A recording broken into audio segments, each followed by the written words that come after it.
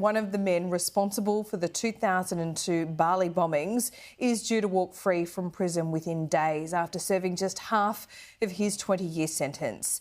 The terrorist attack on the holiday island killed 202 people, including 88 Australians. Sky News senior reporter Adam Walters covered the bombings in 2002 and joins us live now. Adam, understandably, the victims and families are very upset over this news.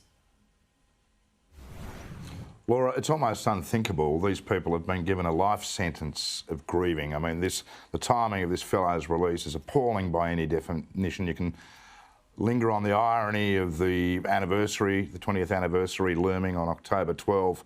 But the reality is, for the families of those lost in these attacks, there's never going to be a good time for the release of the perpetrators.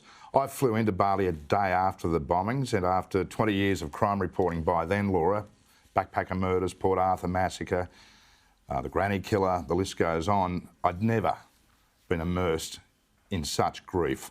I stayed in Bali for several weeks, and day after day, it was heartbreaking to see the loved ones, family, friends of those missing shuffle into the Victims Identification Centre at the Hard Rock Hotel in what turned out to be the forlorn hope of maybe tracing or identifying those missing. 88 Australians killed, 202 was the total death toll. But the horrendous reality was for those people, Laura, that the victims, many of the victims, were vaporised in the intensity of this massive explosion, a series of explosions caused by bombs manufactured by a fellow dubbed as the Demolition Man, Umar Patek.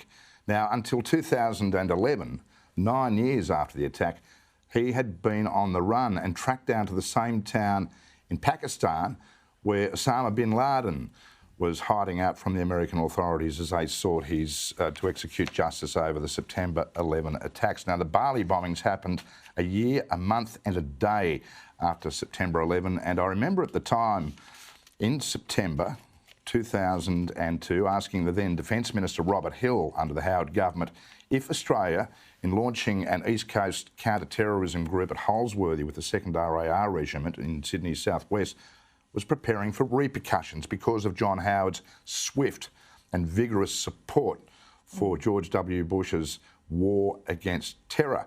Now, Robert Hill said that's why they were setting up this elite unit to deal with the domestic terror situation, but no one at that point imagined what was going to happen a month later, and 20 years later we're still dealing with the fallout of those explosions, Laura. Indeed we are, Adam, and it is such a difficult day, and you say you'd never been immersed in such grief. I mean, even 20 years on, that doesn't seem to subside, and sometimes the contrast of a holiday, people having the best time of their lives, and that being shattered by this unthinkable event makes it seem all the more crueler. Anthony Albanese has commented on this morning, but he is in a difficult position. How much power does he actually have? Laura, I think he's got a lot of leverage because at the time, after the bombings, there was plenty of tough talking from the Indonesians in their determination to weed out those responsible for Islamic extremism. And part of the deal was that Australia would allow the Indonesians to deal with our drug smugglers. And as we know, the harshness with which those criminals have been dealt by way of execution and lengthy jail sentences has been pretty well documented, and there is an understanding from Australia that Indonesia will maintain its determination to deal with radical extremist groups such as Jemaah Islamiyah. Notwithstanding that, in January 2021, we saw the release of that group's spiritual leader. A fellow by the name of Abu Bakr Bashir was allowed to walk free, and he was seen as an inspirational figure for those responsible for the Bali bombings. His organisation had close ties to Al-Qaeda, and maybe the fact that the Demolition Man, Patek, was hiding in the same town as Osama bin Laden was no coincidence. Now, Anthony Albanese expressed his sympathy to the families this morning and indicated that Australia will be acting. This is what he said. Well, we will certainly be making diplomatic representations, as we do, on these issues, as well as on issues that we continue to raise about Australians who are currently in Indonesian jails in Australia's national interest. My thoughts this morning are with the families of the victims of the Bali bombings.